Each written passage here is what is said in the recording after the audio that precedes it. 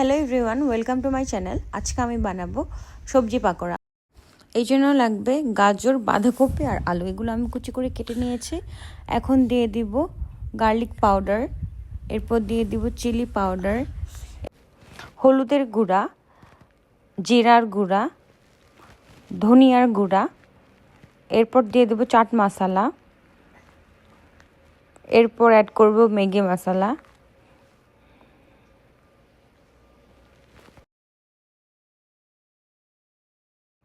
এখন আমি কেচি দিয়ে কেটে মরিচ দিয়ে দিব, কাঁচা মরিচ।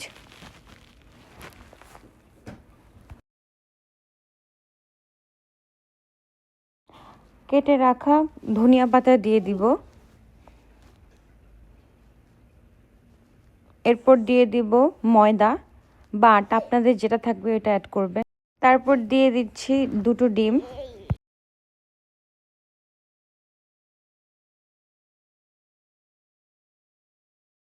এখন সব কিছুকে একত্রে ভালো করে মিশাতে হবে।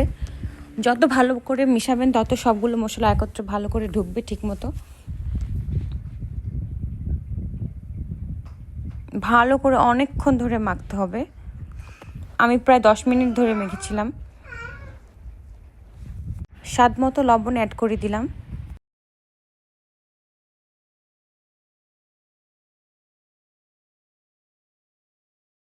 এবার আমি অ্যাড করে দিব টেস্টিং সল্ট। টেস্টিং সল্টটা দিলে খাবারের টেস্টটাই পুরো অন্যরকম হয়। আপনাদের হাতের কাছে থাকলে অবশ্যই আপনারা টেস্টিং সল্ট অ্যাড করে দিবেন। এরপর আমি দিয়ে দিব চালের গুঁড়া। তারপর আমি আবার একটু ভালো করে মেখে নিব।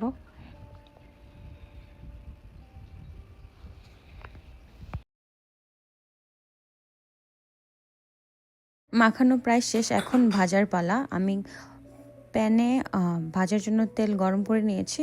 এখন পেঁয়াজের আকৃতি করে পাকোড়াগুলো আমি এখন ভেজে নিব। ওয়েট করব আমি ব্রাউন হওয়ার জন্য।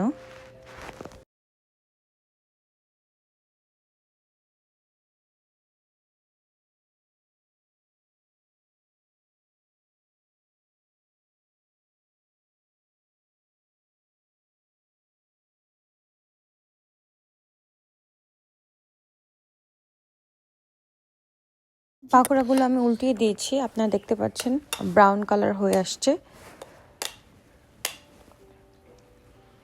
খুবই মজা হয়েছে খেতে। আপনারা যারা বাসায় ট্রাই করবেন অবশ্যই আমাকে কমেন্ট সেকশনে জানাবেন। আর আপনারা কি নেক্সট আমার ভিডিও চান অবশ্যই আমাকে জানাবেন।